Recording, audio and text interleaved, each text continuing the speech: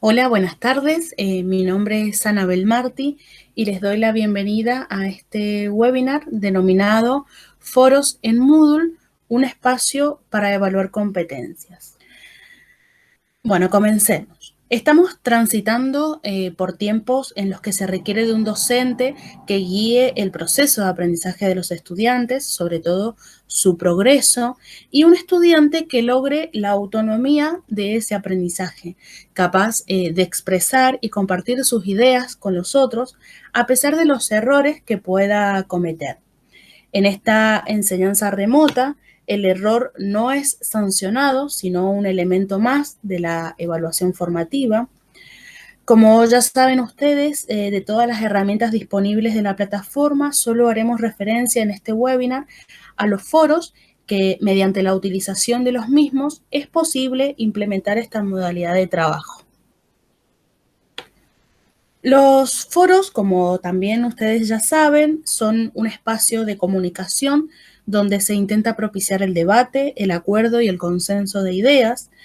Utilizar esta herramienta requiere de un docente moderador que proponga un tema o pregunta de las diferentes temáticas a tratar, pretendiendo que los estudiantes intercambien conocimiento entre ellos, con el docente y los materiales de estudio. Veremos a los foros desde su planificación, es decir, en cuanto a los objetivos, los tipos de foros que existen y las variadísimas funciones. Como así también vamos a ver los pasos a tener en cuenta para proponer un foro y por último, considerar al foro como una actividad evaluadora, ¿sí? Pero bueno, antes que nada, hay que considerar a los foros como un espacio donde se desarrolla una actividad idónea para el intercambio, la colaboración y el enriquecimiento mutuo, donde fluye, a veces, la participación y la comunicación. Entonces nos vamos a preguntar, ¿los foros de debates pueden ser un espacio para el aprendizaje? Claro que sí, es una de las herramientas que más se utiliza para esto, ya que los estudiantes dejan de ser receptores pasivos y se convierten en partícipes de la construcción de su propio conocimiento, como ya les mencioné, en la interacción con los docentes, con los materiales y con sus pares. La importancia de estos aspectos radica en la posibilidad de generar hilos de diálogo sobre un tema determinado mediante la participación y la intervención grupal. Además, la sincronía permite conectarse en cualquier momento y publicar mensajes que estarán disponibles para ser leídos, compartidos y argumentados por todos los miembros del grupo. Por lo tanto, también los foros es un recurso clave como una estrategia de evaluación sumativa y formativa, ya que a través del lenguaje escrito se sustenta la argumentación e indagación propias de una comunidad virtual de aprendizaje. Entonces, el aporte significativo de la utilización de los foros es la posibilidad de realizar el seguimiento de la participación de sus estudiantes y a través de ella realizar una evaluación en proceso que permita aclarar las dificultades que pudiesen ir surgiendo a medida que se van presentando los contenidos. A continuación vamos a ver las ventajas y desventajas. En cuanto a las ventajas, sabemos que son flexibles los foros por ser asincrónicos, favorecen el aprendizaje constructivista como también el colaborativo, refuerzan la comunicación personal y la interactividad y potencian la construcción de un conocimiento compartido. Como cualquier herramienta, un recurso que nosotros utilizamos, también tiene sus desventajas y que es necesario también tenerlas en cuenta para lograr un óptimo uso de esta herramienta. Algunas de las desventajas, tenemos que los estudiantes sienten una resistencia al compromiso, ya que lleva una mayor entrega y esto viene también de la mano con una timidez ante la exposición pública de sus opiniones, tanto para el docente como para el resto de los estudiantes. Existe una dificultad para la expresión escrita, muchas veces se da una sensación de aislamiento cuando los estudiantes no reciben una respuesta inmediata a sus intervenciones y la ausencia de la comunicación no verbal, como las expresiones, la voz, la entonación, los gestos faciales. Pero algunas de estas desventajas se pueden trabajar desde la plataforma Moodle. Por ejemplo, en cuanto a la ausencia de la comunicación no verbal, sabemos que en nuestra plataforma tenemos la posibilidad de agregar multimedias como imágenes, videos, audios, que de alguna manera también pueden ayudar a esta comunicación no verbal. Y la sensación de aislamiento, como les dije desde un principio y lo venimos sosteniendo en los webinars anteriores, necesitamos de un docente guía que retroalimente las participaciones de sus estudiantes.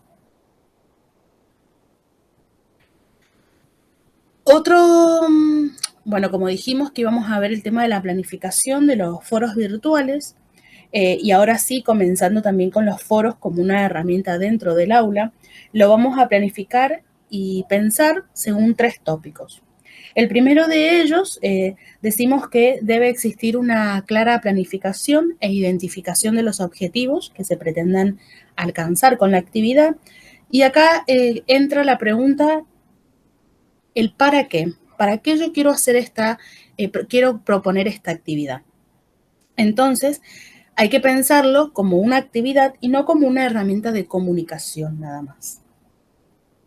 A su vez, también de acuerdo a los objetivos, hay que pensar qué tipo de foro conviene más, y ahí entra el segundo tópico, que hace referencia a que en nuestras aulas virtuales encontramos diferentes tipos de foros que se prestan en mayor o menor medida a los objetivos establecidos. Cuando nosotros nos planteamos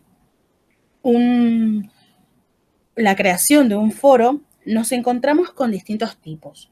Estos los pueden encontrar en el ABC Moodle nivel 1, pero hago hincapié aquí para recordar y pensar los usos que podemos atribuirles a cada foro, aunque la elección del tipo va a depender siempre de las necesidades de cada propuesta. A su vez, también es importante considerar, como ya se los mencioné, se los adelanté un poco antes, que en cualquier tipo de foros se puede adjuntar archivos, sumar multimedia, como audios, videos, imágenes, que podrán respaldar los aportes de los estudiantes. Tenemos 5 foros disponibles. Estos pueden ser, el primero de ellos, el foro de uso general. Es un foro abierto donde cualquier usuario puede comenzar un nuevo tema de debate cuando lo desee y las veces que quiera, a menos que los docentes pongan un límite en la cantidad de las intervenciones. Este tipo de foro es el más común, pero depende del uso que le vayamos a dar. Tiene todas las libertades en este foro. Los estudiantes verán un texto introductorio como un espacio separado arriba de la lista de discusión, es decir, la descripción del foro. Y se pueden crear hilos o tópicos como subtemas, es decir, podemos abrir el foro y crear diferentes hilos distintos con distintos tópicos que respondan a esa consigna general, ¿sí? La única desventaja que se nos puede presentar en este tipo de foro es que puede resultar un poco complejo el seguimiento. Otro tipo de foros es el foro de preguntas y respuestas. Es un foro general, pero que tiene una particularidad, y es que los estudiantes no van a ver ninguna respuesta del foro, como si nadie hubiese respondido, hasta que participa. Una vez que lo hace, podrá ver y responder en lo que el resto de sus compañeros ya han interactuado. Es decir, los estudiantes deben establecer su punto de vista antes de ver los mensajes de los demás participantes. Pero es muy importante, y un error que surge muchas veces, que es necesario que el profesor genere la primera pregunta. Si no, los estudiantes no van a poder directamente participar. Este tipo de foro es muy útil, por ejemplo, cuando queremos calificar, porque le estaríamos dando a cada estudiante la oportunidad de explayarse sin depender o estar condicionado de las respuestas de sus compañeros. Por ejemplo, podemos utilizarlo cuando analizamos un texto o la postura de un autor, porque muchas veces los primeros estudiantes que participan del foro empiezan a explayarse y el resto, que aún no ha participado, queda con la sensación de que ya no hay nada para decir, para aportar, que ya está todo dicho. Por lo menos de esta manera, al inicio, nos garantizamos que cada uno de los estudiantes pueda iniciar en plena igualdad una participación sin tener ningún tipo de influencia del resto de sus compañeros. Otro tipo de los foros es el foro estándar, que aparece con formato de blog. Es un foro abierto donde cualquier persona puede iniciar un nuevo debate en cualquier momento y los temas de discusión se muestran en una página con enlaces, debates de este tema. Cada estudiante visualizará una notificación del recurso, en el recurso de la cantidad de mensajes que aún no lee. A su vez, como profesores, podemos enviar de forma privada las respuestas a la participación de cada estudiante. Esto quiere decir que solo ese estudiante podrá ver la devolución. Otro tipo de foro, tenemos el debate sencillo. Es para el intercambio de ideas sobre un tema específico, tiene un formato más simple porque se presenta todo en una página. Es muy útil para debates concretos, sencillos y cortos, donde se aborde una cuestión más puntual. Suele usarse para debate de ideas, espacio para dudas o consultas, un foro de presentaciones personales, etc. Es muy común usar este tipo de foros para las presentaciones al inicio del curso, aunque más adelante vamos a ver sobre estos foros de presentación. Y por último, el tipo de foro tenemos que cada persona plantea un tema. Cada persona puede plantear un tema, un nuevo tema de debate, en el cual todos pueden responder. Esta modalidad es muy útil cuando deseamos que cada estudiante comience un debate sobre, por ejemplo, el tema que se vio en la semana y que los compañeros respondan. Puede usar un tema, pero solo una vez, pero pueden responder de forma ilimitada. Su uso va a depender de los objetivos de la actividad. Se usa, por ejemplo, para que cada estudiante haga una aportación particular y que todos le respondan. Ya explicamos los varios tipos de foros y que cada uno favorece a determinado tipo de funciones, dijimos, y que esto va a estar ligado siempre a los objetivos que nosotros nos hayamos propuesto. Por eso el tercer tópico será que de acuerdo a los objetivos podemos establecer diferentes tipos de funciones de un foro, como técnicos, sociales, académicos, de consulta, etc. ¿Qué quiero decir con esto? Que cuando queremos crear un foro es muy importante tener en cuenta las diferentes funciones que nos podemos plantear. Hay una variedad posible de usos didácticos de un foro, pero todo va a depender del objetivo que nosotros nos proponemos. El primero de estas funciones tenemos el foro de novedades. Este tipo de foro se crea automáticamente cuando habilitamos un curso. Solo los profesores y los administradores pueden escribir en este foro. Si tenemos el bloque de avisos recientes activado en nuestra aula virtual, allí se mostrará lo que nosotros publiquemos en este tipo de foros. Es muy útil para avisar sobre nuevos momentos del aula virtual, por ejemplo, queridos estudiantes, comenzamos el nuevo módulo o ya se encuentra disponible la práctica de aprendizaje tal, bueno, etc. Es muy importante también que los estudiantes tenerlos comunicados e informados de las novedades de nuestro curso. Dentro de la función académica encontramos funciones como foro de debate, donde se propone una controversia de opiniones o ideas fundamentadas en los textos de la clase o en las lecturas propias, que permita al estudiante comparar y criticar hipótesis, planteos teóricos, metodologías, de forma que todo el grupo sea responsable de la construcción del conocimiento, siempre bajo la conducción del docente.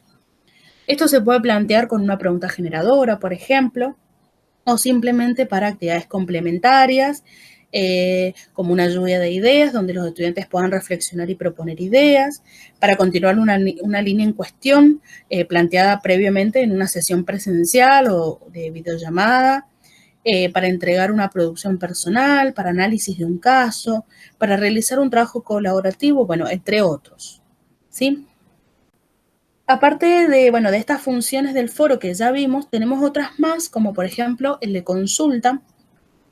son mucho más sencillos y que además pueden tener distinto tipo de modalidad. Las consultas pueden ser de tipo administrativa, técnica, sobre el manejo de las herramientas del aula virtual, académicas o de contenido. A su vez también tenemos los foros organizativos o de coordinación, por ejemplo, un espacio para conformar grupos o informar los ya establecidos. Otro ejemplo de esta función puede ser un foro de discusiones solo entre profesores del curso a través de un foro oculto. Si nosotros estamos pensando ahora en generar este foro exclusivo para docentes, se puede usar un tipo de foro de uso general, donde tendremos un espacio de diálogo solo para los docentes, incluso de intercambio de materiales, para cuestiones de coordinación, para estar más en contacto. Total, los estudiantes no lo verán. ¿Y cómo hacemos esto?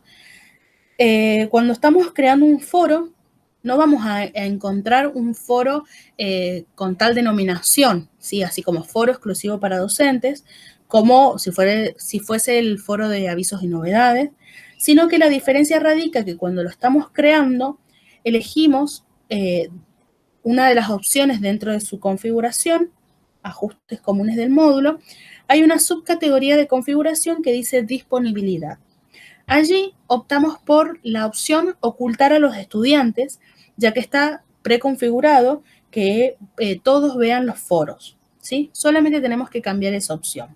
Otro de los caminos puede ser desde el recurso, utilizar la opción de mostrar o ocultar desde el ojito. Recuerden que se va a ver con un tono mucho más claro, será un poco dificultoso, por eso es necesario también que quede en una sección o en una ubicación del aula en la cual todo el equipo de cátedra pueda ubicarlo de una manera sencilla. Y por último, tenemos los foros sociales. En este tipo de foros virtuales debe predominar un diálogo más informal, un tipo de comunicación más afectiva, orientada siempre a la motivación y a la perseverancia para el logro de los objetivos que nos planteamos en el curso. Por ejemplo, pueden ser foros de presentación de los participantes o bien foros de temática abierta. Aquí, como ya dijimos, entran los foros de presentación, que en la mayoría de los cursos los utilizamos. De acuerdo a cómo nos planteamos el foro de presentación, podemos pensar en dos formatos.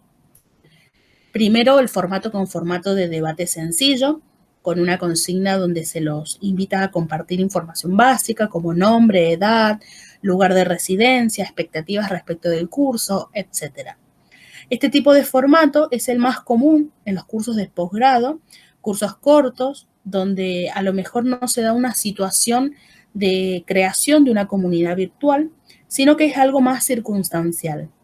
El otro tipo de foro es el foro con formato más abierto, donde se puede presentar algún tipo de juego interactivo, elementos de gamificación, invitación a incluir videos musicales de preferencia o lugares favoritos, etcétera, incentivando así la interacción entre los participantes.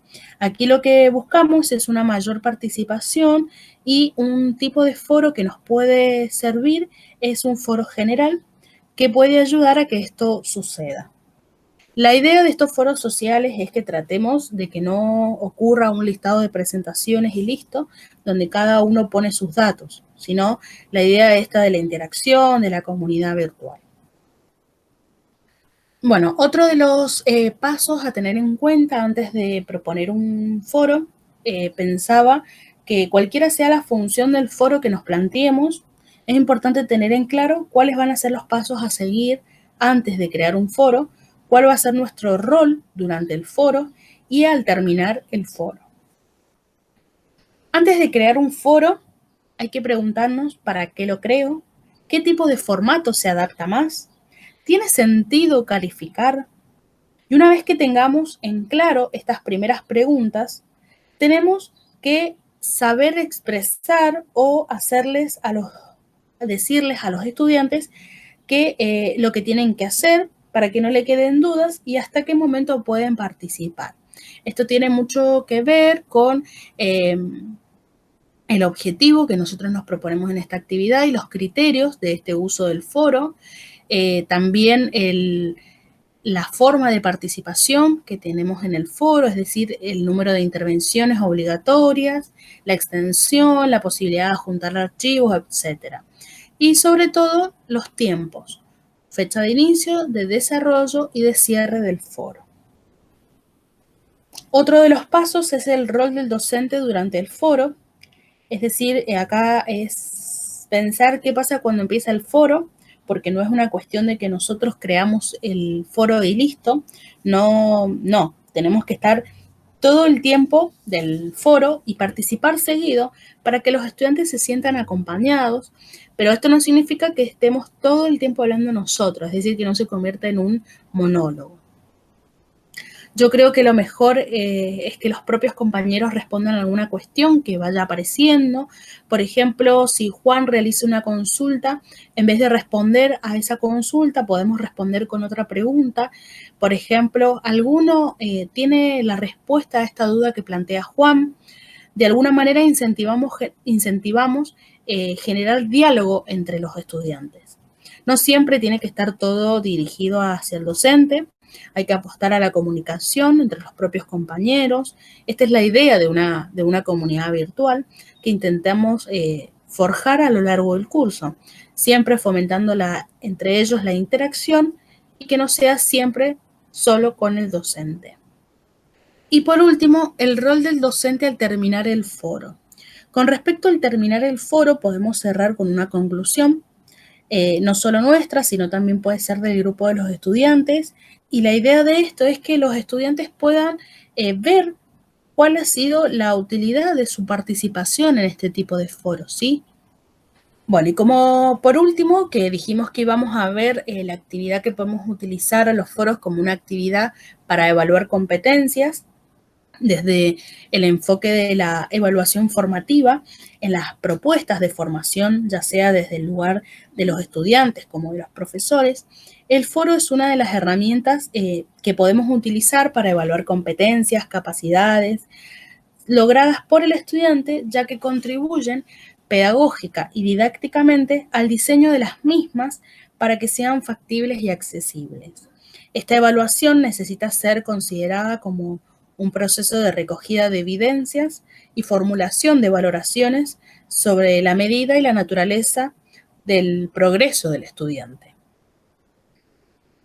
Por tal motivo, conocer las potencialidades que nos ofrecen los foros desde el enfoque formativo de la evaluación, la autoevaluación y la coevaluación por competencias, priorizando siempre la colaboración, la comunicación didáctica y la retroalimentación constante, conformando así una verdadera comunidad de aprendizaje. Una vez que hayamos tenido en cuenta todos los aspectos pedagógicos para diseñar, planificar y crear la actividad de evaluación que en Natalia nos mencionó y enseñó sobre la organización previa y la configuración, teniendo en cuenta aquellas secciones prioritarias de configuración, como lo son el nombre, la descripción, el tipo de foro, la disponibilidad, los adjuntos y la calificación que a continuación veremos. Bueno, haciendo hincapié en las valoraciones cualitativas y cuantitativas del proceso de aprendizaje de los estudiantes para ayudar, acompañar y mediar ese aprendizaje, Moodle, en su versión 3.8, incorpora a los foros el sistema avanzado de calificaciones, es decir, que podemos evaluar fácilmente las contribuciones de los estudiantes directamente desde sus publicaciones con diferentes tipos de calificación compatible. Como así también podremos ver otras opciones, como por ejemplo que las discusiones del foro también se pueden exportar útilmente desde la opción de registros, y con el nuevo informe resumido del foro, los docentes podemos ver rápidamente datos valiosos relacionados con la actividad del foro por cada estudiante, ya sea el número de discusiones publicadas, de respuestas, de cantidad de archivos adjuntos, número de vistas, el recuento de palabras, número de letras, bueno, e infinidad de informes que nos pueden servir, en algún momento. A continuación, veremos cómo configurar la opción de calificación de todo el foro. Así podremos evaluar a los estudiantes a partir de todas sus participaciones en algún determinado foro. Yo voy a ingresar al aula virtual para configurar de determinada manera un foro. Yo en este caso ya tengo algunos foros creados para agilizar un poco la práctica y mostrarles a ustedes las configuraciones de la calificación de todo el foro que tenemos. Yo acá voy a ingresar a este foro. Es necesario que vayamos a la rueda de engranaje para editar ajustes. Como ven, yo ya le he agregado una descripción al foro, ¿sí? Bueno, estas son todas las opciones que en el webinar anterior se deben tener en cuenta, todas las secciones prioritarias. Y yo voy a hacer hincapié en esta, que es la calificación de todo el foro, ¿sí? Cuando esta calificación está habilitada, aparecen los tipos de calificación, lo que permite al profesor seleccionar entre puntuación o escala. Esto quiere decir calificar de manera cuantitativa o cualitativa. Yo en este caso, como la finalidad de este webinar es mostrarles a ustedes cómo utilizar las rúbricas, entonces ya vamos a ir configurando de determinada manera para después evaluar por rúbricas. Entonces yo voy a elegir la opción puntuación. Luego debemos configurar un menú común, ¿sí?, para cualquiera de los dos tipos de calificación anteriormente elegidos. Allí podremos seleccionar el método de calificación que usaremos si es calificación simple o un método de calificación más avanzada, como la utilización de guía de evaluación o rúbricas. En este caso yo voy a seleccionar rúbrica. Luego tendremos la opción de categoría de calificación. Este parámetro controla la categoría en que las calificaciones de esta actividad están ubicadas en el libro de calificaciones, pero esta opción de configuración por defecto será sin categorización. Una de las opciones también de configuración más importante y que no debemos olvidar es la opción de calificación para aprobar. Aquí se consigna la calificación que los estudiantes deben igualar o superar para aprobar la actividad, pero solo se completa en el caso de haber elegido el tipo de calificación puntuación, ¿sí?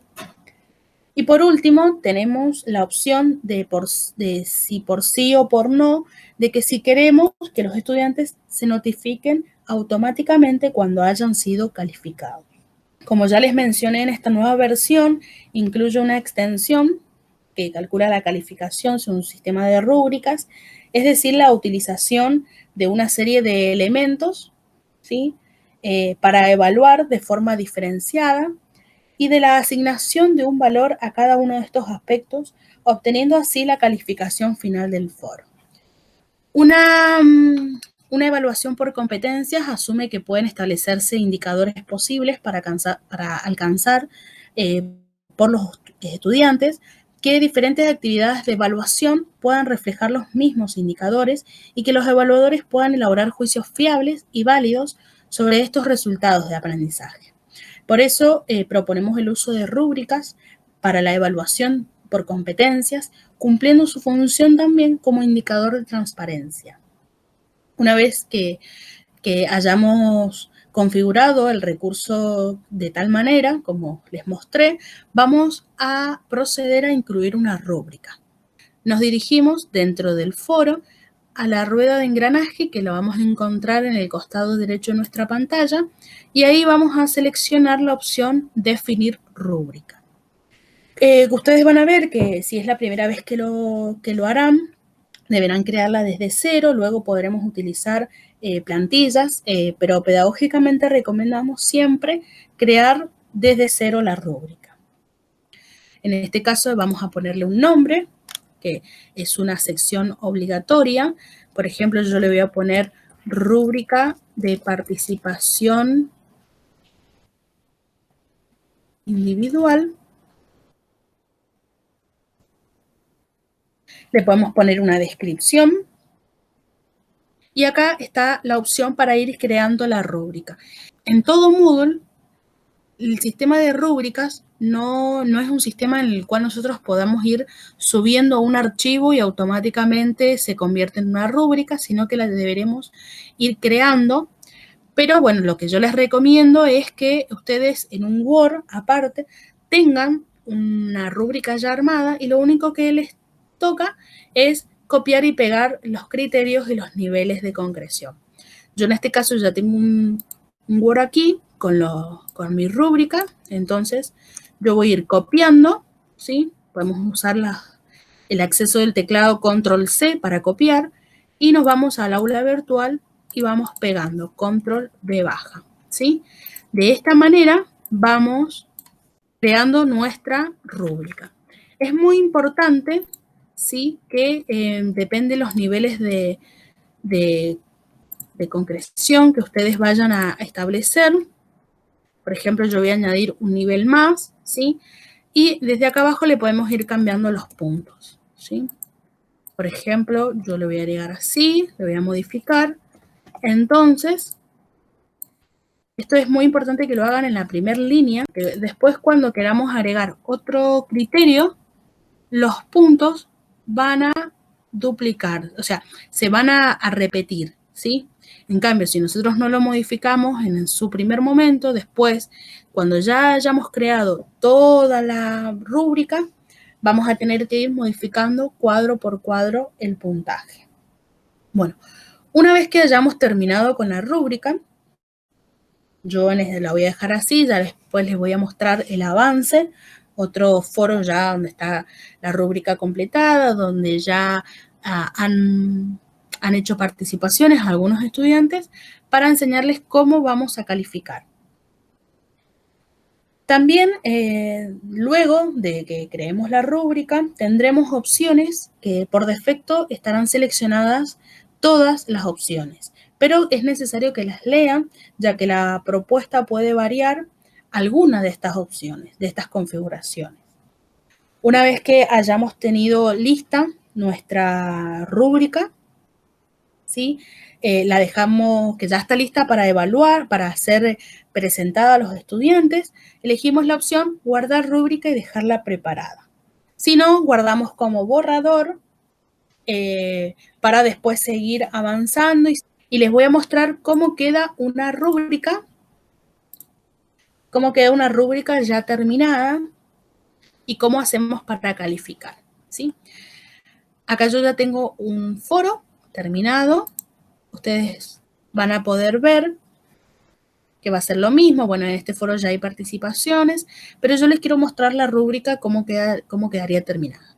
Si volvemos a la ruedita de engranaje, elegimos la opción definir rúbrica y ustedes van a poder ver que yo ya he avanzado, he puesto una descripción a esta rúbrica y me va a salir el estado actual de la rúbrica listo para usar, ¿sí? Porque yo en su momento, cuando la terminé, yo utilicé las opciones guardar rúbrica y dejarla preparada. Para calificar, volvemos al foro, ¿sí? Donde están todas las participaciones. Para nosotros, para calificar, tenemos que hacer clic en la opción Grace. Se nos abrirá al costado derecho de nuestra pantalla la corrección por rúbrica. Allí iremos seleccionando cada criterio y dejando un comentario de retroalimentación. Me va a ir saliendo por usuario, yo puedo ir modificando aquí, ¿sí? Vamos a ver la participación del usuario en este foro. Podemos ir calificando, por ejemplo, el título de su intervención y vamos seleccionando cuál es el nivel de concreción que ese estudiante ha logrado. Y así sucesivamente. Debajo de cada uno de estos criterios de evaluación podemos dejar un comentario de retroalimentación también. Y una vez que hayamos terminado de calificar todo ese trabajo de ese estudiante, ponemos la opción guardar. Siempre hay que guardar cuando terminamos de calificar un usuario y si avanzamos a otro. Siempre primero hacemos con un estudiante, corregimos a ese estudiante, colocamos guardar y avanzamos con el siguiente estudiante, ¿sí? Y para salir, desde este botón. El estudiante, ¿cómo va a ver su calificación? Yo ahora les voy a mostrar la vista de un estudiante. Acá tenemos un usuario prueba. Vieron que ustedes van a poder ver que hay 2 mensajes que no ha leído en este foro. Entonces vamos a entrar al foro y ellos, para ver su calificación, ¿sí?, van a tener que ingresar a View Grades, a esta opción, y de esta manera ellos van a poder ver su calificación obtenida, la fecha y la devolución, es decir, la rúbrica respondida o seleccionada, calificada por el docente, ¿sí? Y debajo siempre un comentario de retroalimentación que es muy importante. De esta manera el estudiante va a poder ver la calificación. Sino también la calificación con la nueva versión de los foros que va a figurar en el libro de calificaciones, los estudiantes van a poder visualizar en el libro de calificaciones el puntaje obtenido en ese foro. Y nos preguntamos qué debe ser medido al evaluar las competencias. Tenemos que evaluar los conocimientos, las actitudes, las habilidades, los desempeños involucrados en el dominio de una competencia. Por lo tanto, me refiero a la evaluación del conocimiento en una competencia. Esto quiere decir que no se desvaloriza la importancia del conocimiento, sino que se lo considera como un componente de ella. Por ejemplo, la habilidad para usar la información de manera apropiada y saber aplicarla.